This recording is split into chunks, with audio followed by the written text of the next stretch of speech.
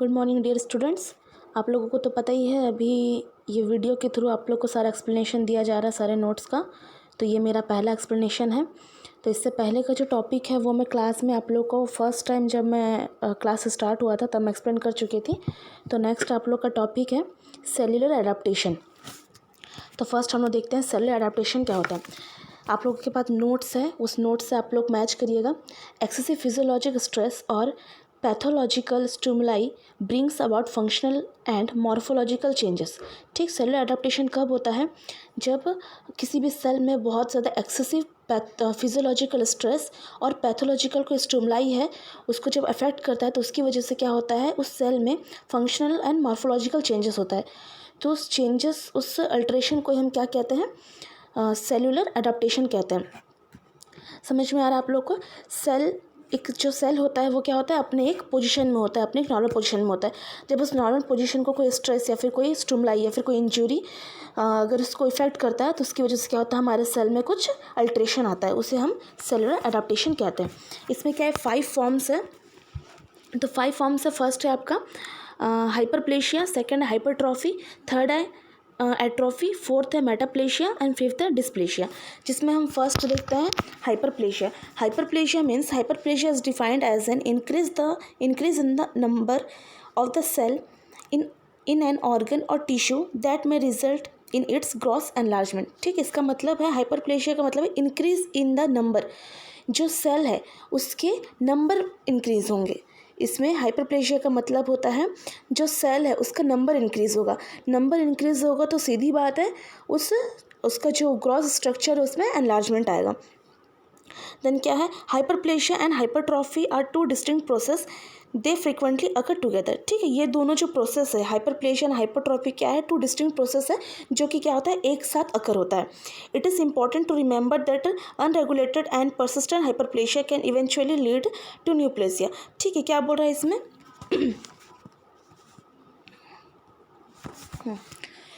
बोल रहा है it is an important to remember that unregulated and persistent hyperplasia can eventually lead to the neoplasia. हमें ये ध्यान रखना है कि जो हाइपरप्लेशिया होता है अगर वो अनरेगुलेटेड है और या फिर वो परसिस्टेंट है तो ये क्या करता है, आगे जाके ये न्यूप्लेशिया को लीड करेगा। आगे जाके न्यूप्लेशिया अगर होने का चांस है अगर वो अनरेगुलेटेड या परसिस्टेंट है तो।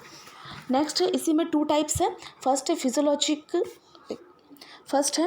फिजियोलॉजिक hyperplasia, second है pathologic hyperplasia. Then physiologic hyperplasia again divided in 2 types. First hormonal hyperplasia, second compensatory hyperplasia. Next we will see first hormonal hyperplasia. Hormonal hyperplasia means wherein hormones themselves act as growth factor and trigger transcription of genes. इसका मतलब है जो hormonal hyperplasia के अंदर जो hormones होते हैं वो क्या करते हैं, खुद अपने अंदर एक ग्रोथ फैक्टर एक्ट करते हैं, मतलब एक ग्रोथ फैक्टर की तरह काम करते हैं और जो इनके जीन है उसको ही क्या करते हैं, इनके ट्रांसक्रिप्शन को ये ट्रिगर करते हैं।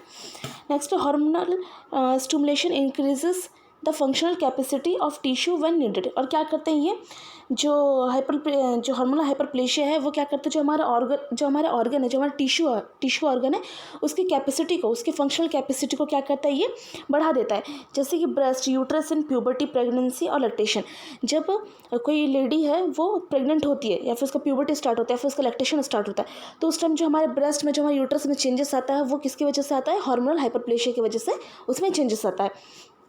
Next है compensatory hyperplasia, in which there is proliferation of the remaining cell and development of the new cell from stem cells and compensate for the damage or partial resection.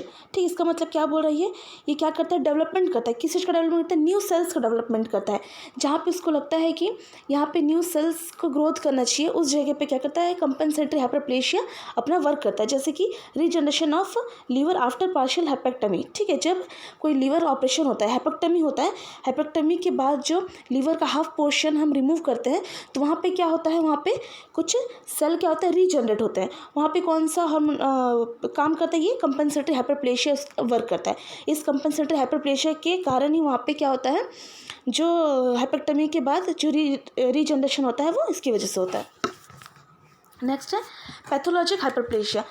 This occur as a consequence of excessive hormone stimulation and excessive generation of growth factor. इसकी वजह से क्या होता है, जो stimulation है, hormonal stimulation है, वो एक्सेसिव होता है। पैथोलॉजिक हाइपरप्लेशिया क्या करता है, उस स्टिमुलेशन को क्या करता है, एक्सेसिव कर देता है। किसी भी ग्रोथ फैक्टर की जनरेशन को वो क्या करता है, एक्सेसिव कर देता है, मतलब उसको बढ़ा देता है। एग्जांपल है endometrial hyperplasia and the benign prostatic hyperplasia. जो एंडोमेट्रियल हाइपरप्लेशिया होता है, फिर जो बिनाइन प्रोस्टेटिक हाइपरप्लेशिया होता है, वो पैथोलॉजिक हाइपरप्लेशिया की वजह से होता है। नेक्स्ट है आपका हाइपरट्रॉफी। हाइपरट्रॉफी क्या होता है, देखिए, increase in the size of cell. इसका चीज़ क्या होता है, hypertrophy is defined as an increase in the size of cell due to increase synthesis of structure component. ठीक है, इसमें क्या बोल रहा है कि जो सेल है, सेल का साइज इंक्रीज होता है। ठीक, पहले क्या हो रहा था, फर्स्ट में उसका नंबर इंक्रीज हो रहा था। ठीक, और इसमें क्या होता है, साइज इंक्रीज होता है। इसमें 2 टाइप्स है, फर्स्ट है फिजियोलॉजिक हाइपरट्रॉफी और सेकंड है पैथोलॉजिक हाइपरट्रॉफी। तो फिजियोलॉजिक हाइपरट्रॉफी क्या होता है, examples include enlarged size of uterus in pregnancy and hypertrophy of breast during lactation. Same है जो फर्स्ट में आपने पढ़ा, मैंने बताया है। ये क्या करता है, जब कोई लेडी प्रेग्नेंट होती है उस टाइम क्या करता है, यूट्रस का साइज़ को बढ़ा देता है। यूट्रस का साइज़ कैसे बढ़ाएगा, जब सेल का साइज़ बढ़ेगा तब यूट्रस का साइज़ भी बढ़ेगा। सेम है लैक्टेशन के टाइम में, आप लोग जानते हैं जब कोई लेडी ब्रेस्ट फीड कराती है बेबी को, तो उनका जो ब्रेस्ट है वो क्या होता है, एनलार्ज रहता है। तो भी किसकी वजह से होता है, फिजियोलॉजिक हाइपरट्रॉफी की वजह से। स्टार्टिंग में हमने देखा है कि हाइपरप्लेशिया हाइपरट्रॉफी क्या होता है, टुगेदर अकर होता है। तो सेम है, अगर हाइपरप्लेशिया अकर होगा तो हाइपरट्रॉफी भी अकर होगा। सेकंड है पैथोलॉजिक हाइपरट्रॉफी। पैथोलॉजिक हाइपरट्रॉफी क्या है, pathologic hypertrophy of cardiac muscles in cardiovascular disease is an systematic hypertension, erratic और स्टेनोसिस कंपनसेटरी हाइपरट्रॉफी। इसका मतलब पैथोलॉजिक हाइपरट्रॉफी जो होता है मोस्ट कॉमनली क्या होता है, कार्डियोवैस्कुलर डिसीज में ये अकर होता है। ठीक है, ये कब अकर होता है, जब हम कार्डियोवैस्कुलर डिसीज या उस सिस्टम में अगर किसी ऑर्गन को हम, जिसे किसी कॉन्ट्रालैक्टरल ऑर्गन को अगर हम रिमूव कर देते हैं, तो उस जगह पे क्या होता है, ये पैथोलॉजिक हाइपरट्रॉफी अकर होना शुरू हो जाता है। नेक्स्ट है आपका एट्रॉफी। एट्रॉफी मतलब atrophy is defined as cell shrinkage और reduction in the size of the cell. इसका मतलब है जो सेल है वो श्रिंकेज हो जाएगा या फिर उसके जो साइज है उसका रिडक्शन हो जाता है, मतलब दोनों मिला के उसका जो साइज़ होता है वो छोटा हो जाता है, उसका साइज़ में चेंजेस आ जाता है। It can affect any organ, most commonly the skeletal muscles, the heart and secondary organ।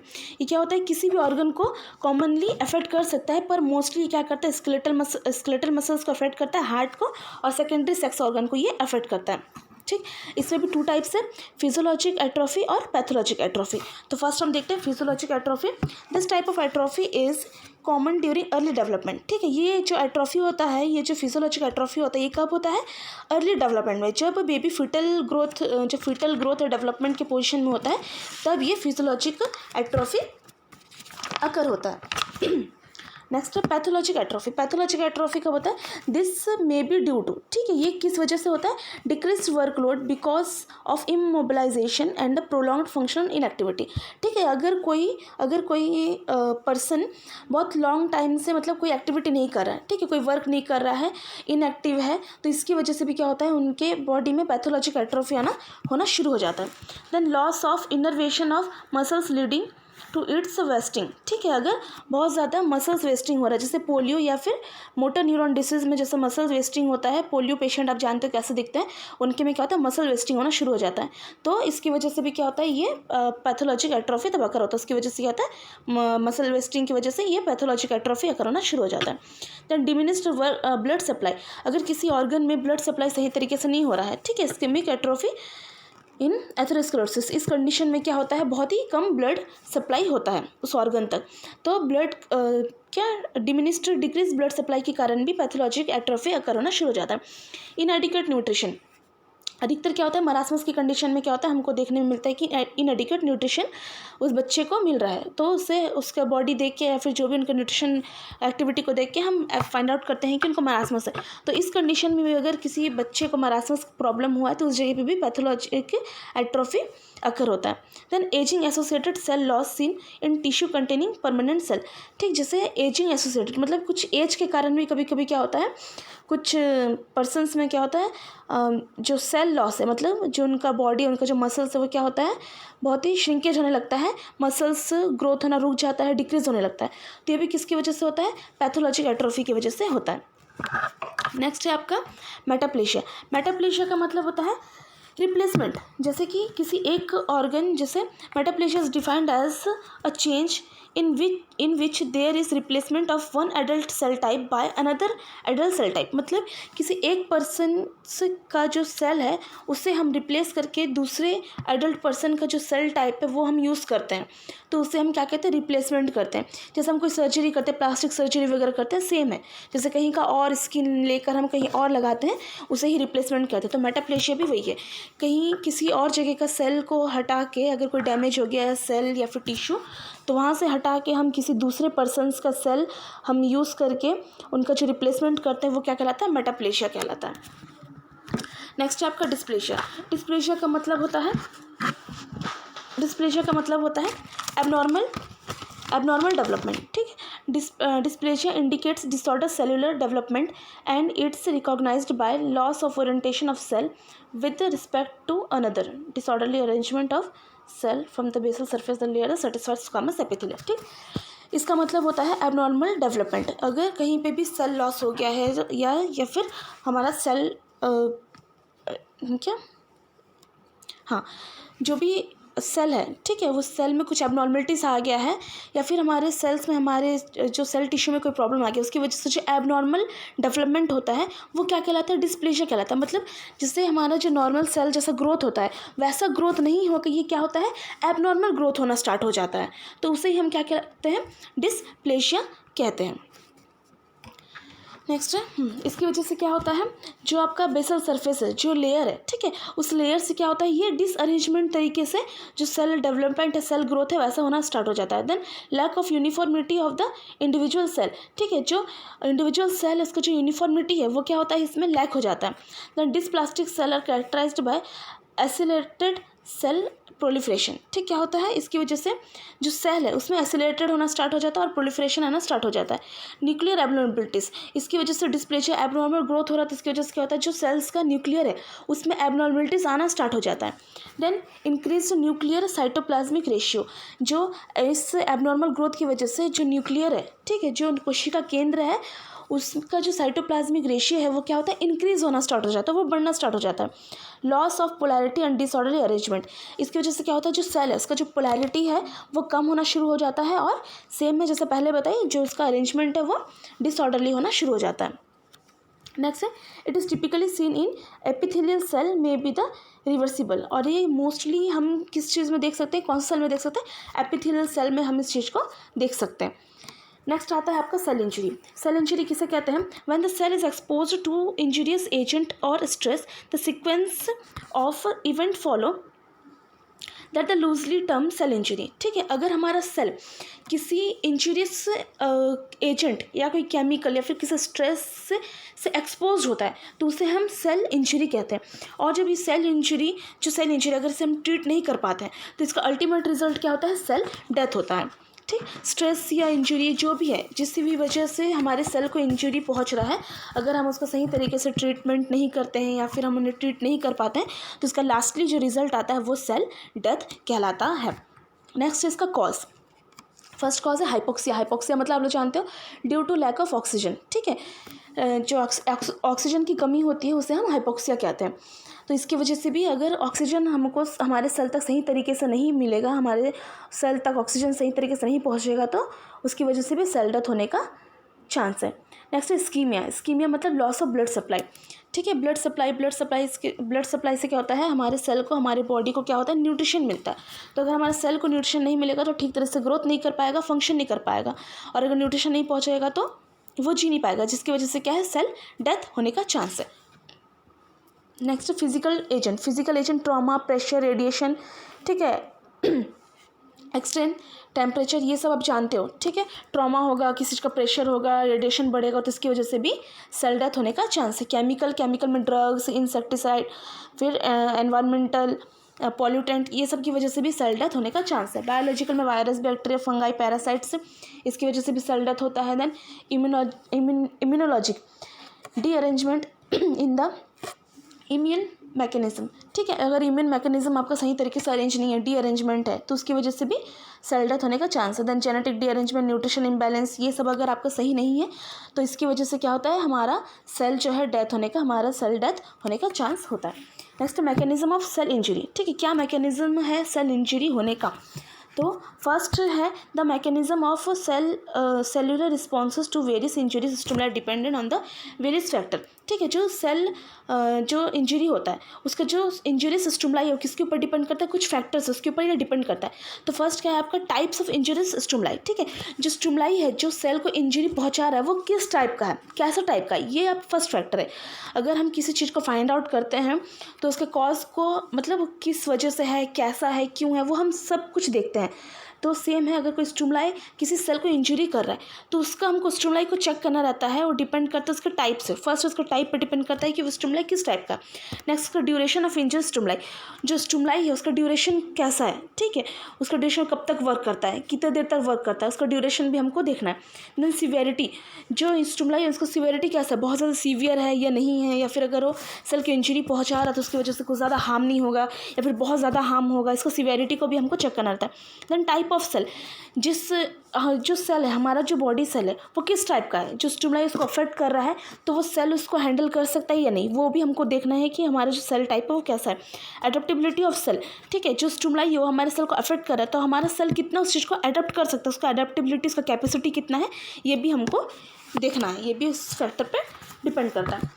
Next है in any form of cell injury there are few main cellular structure that are the usually targeted, they include, ठीक है। अगर कोई stimuli है, अगर किसी cell को point out करता है कि इसे मुझे हार्म पहुंचाना है तो वो किस किस चीज़ को टारगेट करता है। फर्स्ट है एरोबिक रेस्पिरेटरी मैकेनिज्म, जो हमारा सेल का एरोबिक रेस्पिरेटरी मैकेनिज्म होता है उसको फर्स्ट अफेक्ट करता है, उसको पहले टारगेट करता है।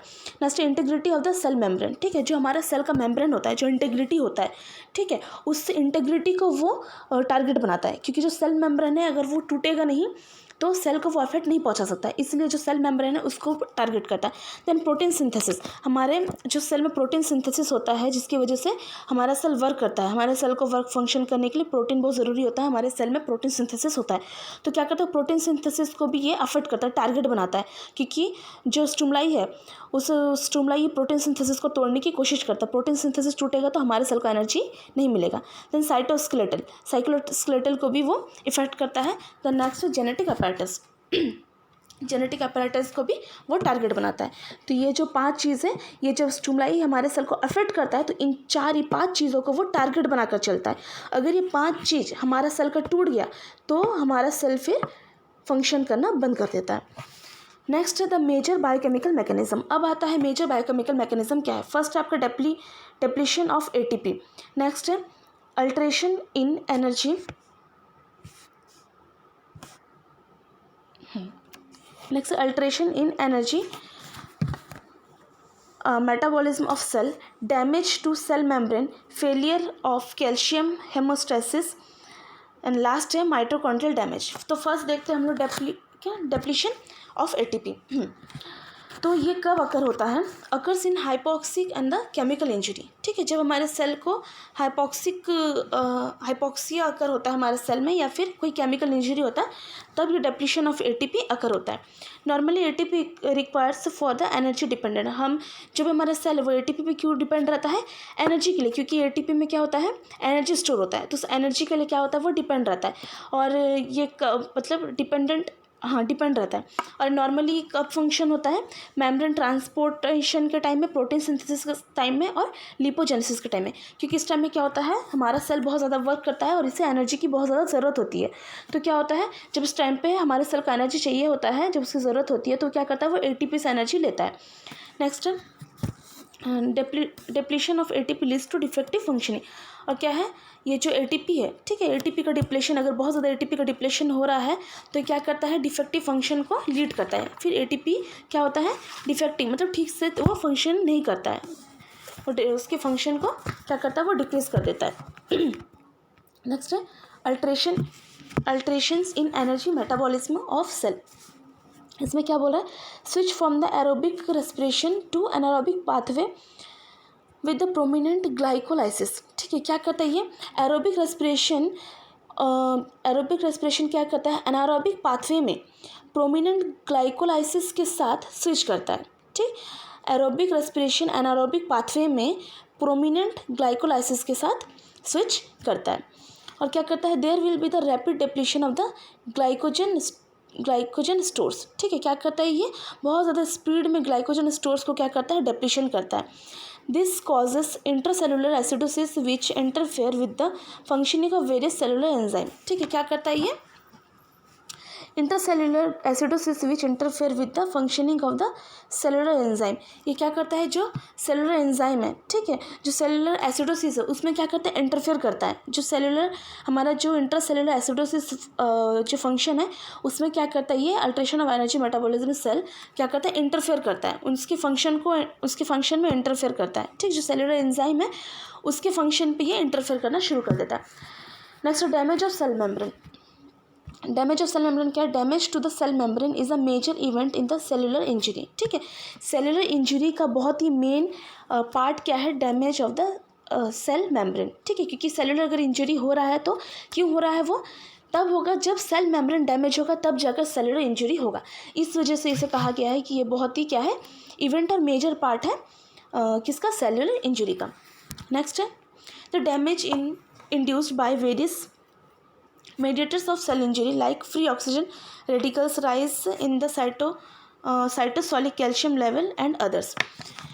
ठीक है, क्या है, जो सेल डैमेज होता है, सेल डैमेज होने का मेन वेरियस जो मेडिएटर होता है वो क्या है, ऑक्सीजन रेडिकल्स। ऑक्सीजन रेडिकल्स के कारण भी बहुत ज़्यादा मात्रा में क्या होता है, हमारा सेल का मेम्ब्रेन जो है डैमेज होता है। देन क्या है, साइटोसोलिक कैल्शियम लेवल अगर बढ़ जाता है तो उसकी वजह से भी सेल मेम्ब्रेन डैमेज होने लगता है। Then cell membrane damage leads to following, loss of osmotic balance of the cell. Cell membrane क्या होता है, सेल मेम्ब्रेन डैमेज होने स्टार्ट हो जाता है तो क्या करता है, कुछ चीज़ों को लीड करता है। तो वो लीड क्या है, अगर सेल मेम्ब्रेन डैमेज होना स्टार्ट होगा तो सीधी बात है जो सेल का ऑस्मोटिक बैलेंस है वो भी क्या होता है, लॉस होना शुरू हो जाता है। Then influx of water and ions in the cell. ठीक है, उसके बाद क्या होता है, जो भी वाटर और आयंस है, ठीक है, वो क्या होता है, हमारे सेल के अंदर इन्फ्लक्स होना स्टार्ट हो जाता है। The loss of protein enzyme और कोएंजाइम मेटाबॉलाइज। ठीक है, जो हमारा सेल है उसके अंदर जो प्रोटीन सिंथेसिस है, जो एंजाइम है, कोएंजाइम है, वो सब क्या होता है, कम होना शुरू हो जाता है, लॉस होना शुरू हो जाता है। Then depletion of the high energy phosphates. जो भी हाई एनर्जी फॉस्फेट हो क्या हो जाता है, उसका डेप्लीशन होना शुरू हो जाता है, किसकी वजह से, सेल मेम्ब्रेन के डैमेज की वजह से। Next, damage to the mitochondrial cell membrane leads to the severe mitochondrial dysfunction. ठीक है, सेल मेम्ब्रेन डैमेज हो तो सीधी बात उसको क्या होता है, ये माइटोकॉन्ड्रियल सेल मेम्ब्रेन जो है वो डैमेज होता है, और ये जो डैमेज है वो किसको लीड करता है, सीवियर माइटोकॉन्ड्रियल डिसफंक्शन को ये लीड करता है, जिसकी वजह से हमारा सेल फंक्शन करना बंद कर देता है। Then mitochondrial damage. अब ये माइटोकॉन्ड्रियल डैमेज होना स्टार्ट होता है, और माइटोकॉन्ड्रियल डैमेज की वजह से भी बहुत सारे चेंजेस आते हैं हमारे सेल में। तो इसमें क्या important target for all type of injury stimuli. ठीक है, अगर कोई भी स्टिमुलाई हमारे सेल को टारगेट करता है तो उसका मेन फोकस किस में होता है, माइटोकॉन्ड्रियल डैमेज में होता है। माइटोकॉन्ड्रियल डैमेज में क्यों होता है, क्योंकि ये क्या होता है, एनर्जी सेव करता है। एनर्जी अगर सेव करना बंद कर देगा तो क्या है, हमारे सेल को एनर्जी नहीं मिलेगा फंक्शन करने के लिए। तो इसलिए क्या होता है, कोई भी इंजरी स्टिमुलाई है वो सबसे पहले क्या करता है, हमारे माइटोकॉन्ड्रियल को डैमेज करता है, उसका टारगेट होता है। Then damage to mitochondrial occur due to इनकी साइटोकैल्शियम ऑक्सीडेटिव स्ट्रेस। ठीक है, जो माइटोकॉन्ड्रियल डैमेज है वो क्यों अकर होता है, कुछ चीज़ों की वजह से होता है। जैसे साइटोसोलिक कैल्शियम अगर ये इंक्रीज़ होता है तो जो माइटोकॉन्ड्रियल डैमेज है वो स्टार्ट हो जाता है होना। देन ऑक्सीडेटिव स्ट्रेस, अगर ऑक्सीडेटिव स्ट्रेस बढ़ता है तो उसकी वजह से भी डैमेज होता है। ठीक, देन ब्रेकडाउन ऑफ फॉस्फोलिपिड्स, अगर फॉस्फोलिपिड्स ब्रेकडाउन होना शुरू हो गया तो उसकी वजह से भी डैमेज होता है। देन ब्रेकडाउन ऑफ लिपिड्स, अगर लिपिड से जो भी ब्रेकडाउन हो रहा है तो इसकी वजह से माइटोकॉन्ड्रियल डैमेज होना शुरू हो जाता है। This leads alteration in the mitochondrial membrane permeability. ठीक है, ये क्या करता है, अगर ये सब इन सब की वजह से क्या होता है, हाँ, ये क्या, ये किस चीज़ को लीड करता है, जो माइटोकॉन्ड्रियल मेम्ब्रेन का परमेबिलिटी है, ठीक है, उसका जो मेशर एबिलिटी है उसको क्या करता है, अल्टरेट करता है, उसके मेशर एबिलिटी में ये चेंजेस कर देता है ये माइटोकॉन्ड्रियल डैमेज। देन है there is a release of cytochrome C into the cytoplasm which trigger the death of the cell. ठीक है, इसकी वजह से क्या होता है, हमारे सेल में रिलीज ऑफ साइटोक्रोम सी। ठीक है, ये जो हमारे साइटोक्रोम सी को क्या करता है, रिलीज़ करना स्टार्ट कर देता है, जो क्या करता है, ट्रिगर करता है और हमारे सेल को डेथ तक पहुंचाने में हेल्प करता है। Next, failure of calcium hemostasis. ठीक है। Normally calcium is kept in very low level within the cytosol. ठीक, जब फेलियर ऑफ कैल्शियम हेमोस्टेसिस, अगर कैल्शियम हेमोस्टेसिस अगर फेल होना स्टार्ट हो गया है तो ये क्या करता है, normally calcium is kept is very low,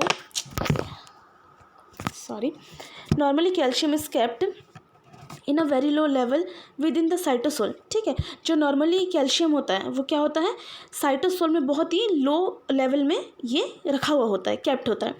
due to ischemia and certain toxins the intracellular calcium level is elevated. ठीक है, ड्यू टू स्कीमिया मतलब जानते हो स्कीमिया की वजह से क्या होता है, जो टॉक्सिन है या फिर जो सेलुलर कैल्शियम लेवल वो क्या होता है, एलिवेट होना शुरू हो जाता है, मतलब बढ़ना स्टार्ट हो जाता है। Leads to activation of various enzyme system, और ये क्या करता है, बहुत सारे एंजाइम सिस्टम को लीड करना स्टार्ट कर देता है, जैसे एटीफेस, फॉस्फोलिपेस, प्रोटेस और न्यूक्लियस। ये सारे जो एंजाइम्स इसको क्या करता है, ये इसके एक्टिवेशन को ये बढ़ा देता है, इसे एक्टिव कर देता है, इस सारे एंजाइम्स को हमारे सेल में, हमारे बॉडी में। Then the elevated calcium level into increases the membrane permeability of mitochondria. क्या करता है, ये जो कैल्शियम लेवल है, ठीक है, जो एलिवेट हुआ है, ये क्या करता है, मेम्ब्रेन परमेबिलिटी ऑफ माइटोकॉन्ड्रिया, जो माइटोकॉन्ड्रिया का जो मेम्ब्रेन है उसकी परमेबिलिटी को, उसके एबिलिटी को क्या करता है, ये इंक्रीज़ कर देता है। ठीक, क्या करता है ये, जो अगर फेलियर, जो हीमोस्टेसिस कैल्शियम जो फेल होता है तो क्या करता है, जो हमारे माइटोकॉन्ड्रिया है, माइटोकॉन्ड्रिया की परमेबिलिटी को क्या करता है, मेम्ब्रेन की परमेबिलिटी को क्या करता है, इंक्रीज़ कर देता है।